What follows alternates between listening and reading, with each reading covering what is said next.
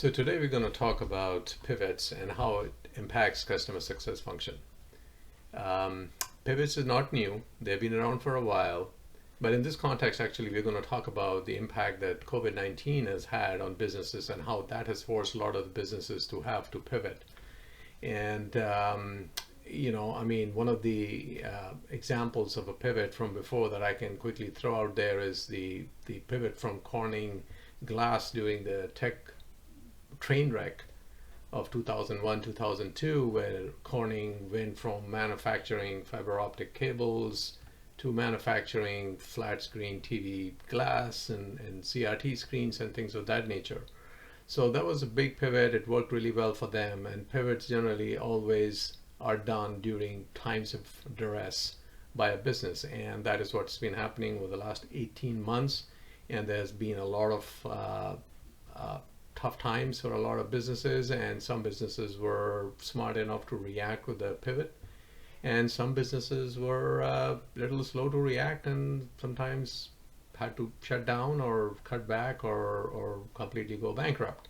So anyway, today we are actually going to focus on the situation or the case where businesses were pivoting and how that impacted customer success. Just to give you a high level number on this one, how big is this category, so to speak, is that according to an MX study recently, almost 75-76% of the businesses were forced or have pivoted or are in the process of pivoting because of COVID-19. So that's a pretty large number, 3 out of 4. That's pretty impressive number in some ways.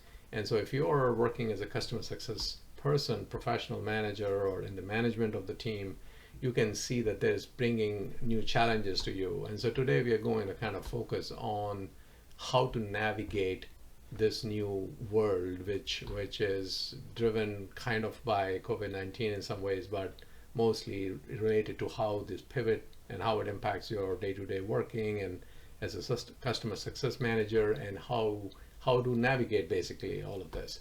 So in this part, I just want to kind of keep it a little bit more, upper, high level. And then in the next couple of parts of this, we're going to kind of delve deeper into some of the details and some of the metrics and dashboards and what to measure and how to measure and stuff like that. But today we're just kind of going to keep this a little bit on the high level side of things. So the first 3 things that you don't want to do, which you're instinctively you might feel that it's a great thing to do, but believe me, they're not. One is trying to stick with what is status quo, remaining anchored in what has worked. Don't do that. Remaining anchored to what has worked before is not going to work in this new world. So be a little bit open to change. Change can be frightening. Change can scare people, but don't be scared of change. That's first thing, right? So don't anchor yourself to what worked before. Not necessarily that might work in the coming days, weeks, months, years. The second thing is drifting, where you're like just letting the customers kind of decide for you what you want to do, what you need to do, and what they want, and what they, how are you going to do this, and you feel that, hey, if you have a pleasant conversation, the meeting with this customer versus that customer, and everything is moving along, actually you're kind of painting yourself in a corner, and you're going to get caught in not a very good situation very quickly. And the third thing that I want to kind of quickly bring up here, which is the kitchen sink approach, which is kind of like all of the above approach, which is where you are in a meeting with 5 other people and you really don't know what to do. And so everybody says, oh, let's do this, that, and everything is okay, well, you're going to do everything. Don't do that. Don't try to do everything. You don't have the resources. There are not enough hours in the day. And you're going to fail with that approach. So absolutely never, ever get into the kitchen sink mode of working. So what do you do? So the thing that you should look at most carefully is come up with a vision of what you feel is customer success going to look like in 1 year, 2 year, 5 years out. And once you have this vision, don't stop there. Write it down, document it well, and then share it with other people.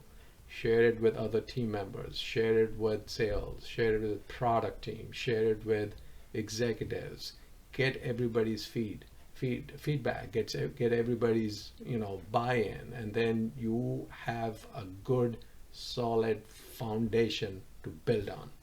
And even then, even when you have this foundation, don't think it's cast in stone. You can still be making changes to it. You will have to make changes to it because it is a living document. It's not a one-time done deal. So keep that in mind, iterate over it. If you're making changes, make sure that you get other people to look at it.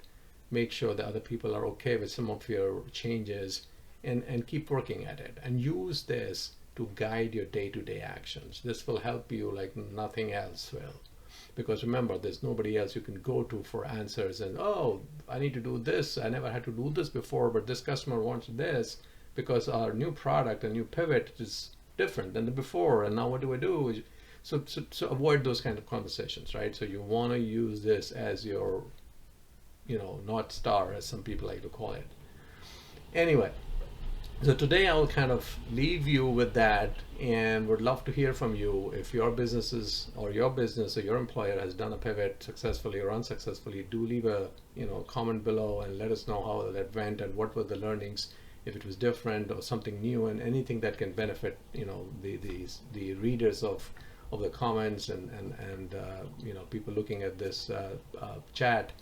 And in the next couple of sessions of this 3-part series, you're going to talk about, as I said, more tactical kinds of things: what to measure, how to measure, what does it mean, how to improve some of those things that may be scary, and how to reduce churn in this new environment, and keep the customer success team happy, which is also important, because if the team is not happy, the customers are not going to be happy. So it's kind of tied in that way. But anyway, thanks for your time, and look forward to seeing you again soon.